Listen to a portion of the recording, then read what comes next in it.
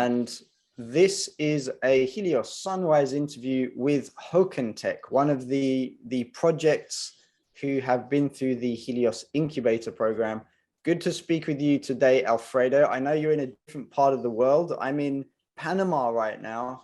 I don't know what time of the day it is for you, but thank you for taking the time and joining us. Do you want to give us your elevator pitch? Like succinctly, what is Hoken Tech all about? Sure, and thanks for the event. Hoken Tech simple digitalize and tokenize goods, physical goods and digital goods on blockchain with NFTs. That's it. Okay, great. So that's clear for the people who are familiar. Let's not try and explain what is an NFT, but maybe let's talk about how do you see yourselves as different to other platforms that do a similar-ish kind of thing? Sure. We are operating on EOS blockchain. Then this gives us an advantages on the eco-friendly impact because if you don't know, EOS is the first blockchain being carbon neutral. So everything that's made on this blockchain, it's also carbon neutral. So our NFTs are eco-sustainability and it's carbon neutral. So this is one of our advantages. Another advantage is that we can provide to our customers is the recently built and developed NFT distributor, because we can extract NFTs from the EOS blockchain and we can put physically on a simple distributor when it became a NFT distributor, so people can buy these NFTs because it's a payable NFT distributor. They buy these NFTs and they can collect directly on their own EOS account. Okay, perfect. So let's break that down in a moment as well, this distributor, to understand what that's about. Let's just spend a bit more time on where your kind of journey came from, a little bit of your background and how you decided that this is the right niche or the right product area for you to develop. Our background, we started our project in 2020. We built some tech around the blockchain and NFTs and find a niche to improve the traditional environment on Italy that will focus on the institutional one. In that case, for the museum sector, we noted that during the pandemic, they were closed and they lost a million of revenue from the visitors. And in that case, we come up with an idea to use the NFTs like an alternative revenue system when they can digitalize and tokenize their asset, or even something to attract more visitors like the NFT distributors, because in this environment we can attract the visitor to the museum to get a timed NFTs, because we can set small NFTs for a particular event with dedicated NFTs. And the other side, the user, the visitors, can get a specific NFTs that is geolocalized on that particular museum, and it can also resold these NFTs because it's an official NFTs from the museum. Got you. So there's a lot there. Like you selected museum as a founder, you have to decide when you're, NFT platform could be everything. And often it helps a startup to decide on one specific solution or problem area that you think you can contribute to. You chose a local opportunity with museums who were struggling to get visitors because of the pandemic. So you saw a problem and you saw a solution opportunity. But Hoken Tech is not only focused on museums. Is that correct? Or what do you see for the vision, the future? Correct. In fact, we collaborated, we partnership with also artists, the painting artists, to help them leverage the blockchain, because this technology has to be something used by people that know how it works. And for instance, we tokenize an entire collection from the international artist Juan Tardivo, that we made all the painting that he made in NFTs that is already available on Atomic Hub marketplace. And more, we partnership with an artist that they have a patent canvas, which in that case, they use this canvas to get funds for emergency stuffs. And in that case, we tokenize this patent canvas on the blockchain through NFTs, always on the Atomic Hub marketplace. Got you. So as a founder, you're not just attracting, like in that case, working with an artist, you're not only marketing your own product per se, but you're having to understand how you can help them to reach their clients. I understand Atomic Hub as a marketplace, but what is that like? What is your experience like? Are you more technical? Are you more product focused? Are you more marketing focused? Do you try, like, there's so many things that a modern Web3 CEO startup has to try and balance. How do you approach it personally? We made this assumption that we are a company that leverage the business for business, because our mission is to bring people on the blockchain and let that people and our customer to improve their business. Because if, like the museum example, if the museum can bring more visitors to their structure and they give something digitally concrete, they can both see the positive of the blockchain and they starting using it.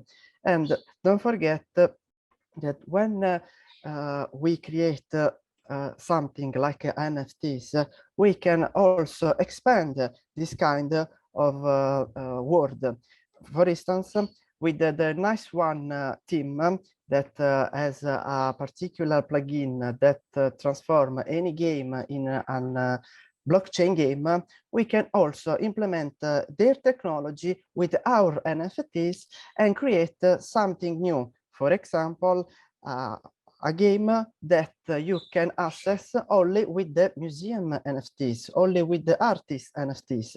And this, they can expand the usable or the utility of the NFTs, not just image on our wallet, but something to use and trade with other customers.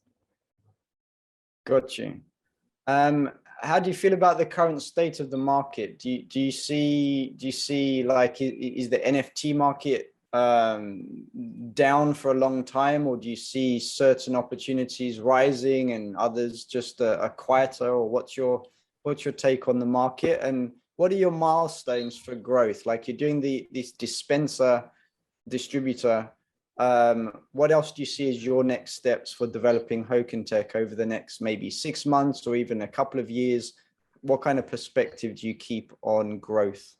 For example, in Italy, there are several projects and companies that leverage the blockchain on the NFTs field, but the most of them, they concentrate on creating a platform, like a copy platform from OpenSea, and they provide a platform with other advantages instead of the Ethereum blockchain. But no one is focusing on creating and dedicating their time on helping other people on creating NFTs, because this is a skill that no one has.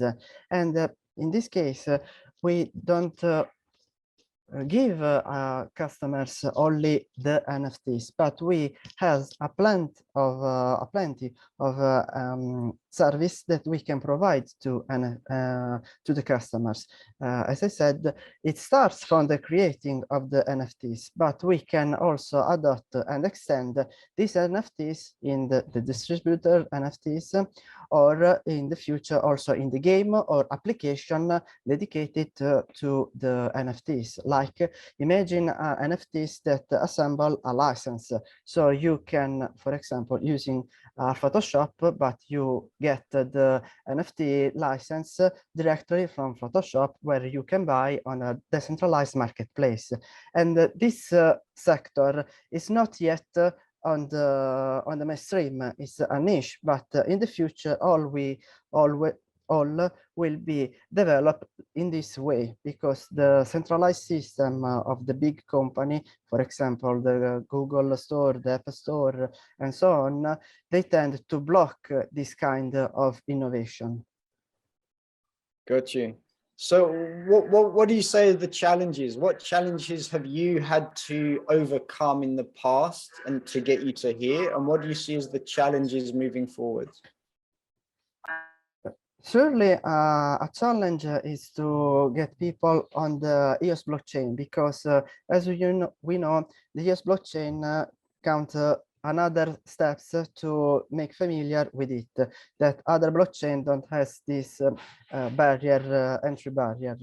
And this, for us, we are focusing on providing article and guide to using this blockchain at their max. And in the future, one of the steps is to use the NFT distributor not only for the give NFTs to people, but also to use the NFT distributor to give EOS account, because with the service provided from Anchor Wallet, we can use their platform to get EOS account and put it then in the EOS, the NFT distributor, to get the EOS account. So there's a challenge with onboarding people into our ecosystem, newbies, education. It's definitely a challenge, but there are a lot of people that are naturally gravitating to what we're doing. And you mentioned earlier, the case for EOS is that it's carbon neutral. This is going to be a massive draw, a massive advantage to a lot of larger companies who have green policies that need to demonstrate that they're working with blockchain that is carbon friendly. So massive opportunity mixed in with the challenge of user adoption. What else, as a CEO, as a Web3 startup, what other challenges are there? Like if you're addressing other founders in the industry, new founders, they're looking to start something, they've got a product idea.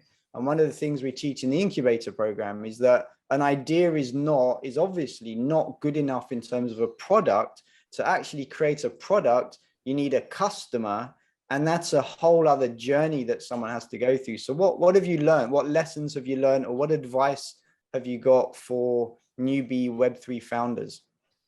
For example, for companies that leverage the crypto and blockchain, there is a barrier to the customers, because what we saw that there is some confidence about this technology, and they tend to ignore it or set up a different problem, like the environment problem. And in this case, we tend to show what we have and what we can do, because if I can show something that is already made, that it's working and it's easy to use, for example, we come with a tablet with all the tests. We made a pre-test on the users' cases. For example, on a museum, we create a test for the museum that we show that it's doable and it's simple doing all the process, because if they know and see that it's possible and how the final service will be, it's more easy to get a yes from a customer, also to show the the product, because when I talk to someone and spoke about NFT distributor, they don't know what kind of technology is, because there isn't something like our distributor in the world. So I'll expand on that, more of a generic kind of perspective.